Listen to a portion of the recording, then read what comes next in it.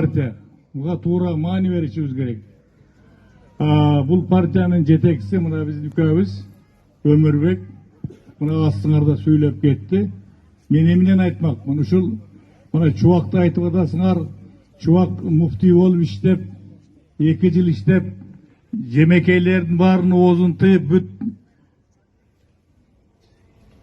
банкка акчаны которуп, ажыга барчу адамдар банк аркылуу бара турган болгондо, жылына 50 миллион сомдон акчаны бөлүп жеп турган жемекейлер ачка калып, менин баламын кызматтан алышты. 10 жолу соттошту.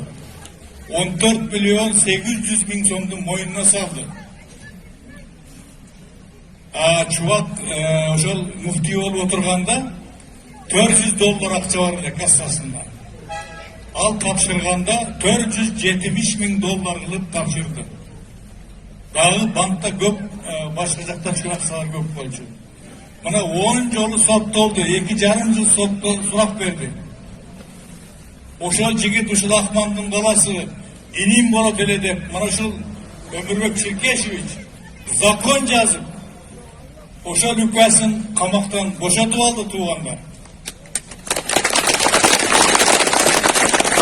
Камалып кетсе бир молда камалмак. Өмүрү болсо чыкмак. Бирок ошону мына адамгерчилик, саясатты туура түшүнүп, туура эмес жерден соттогонун далилдеп, кызматтан бошогону үчүн мен миң мәртем мен Өмүрбекке ыраазымын.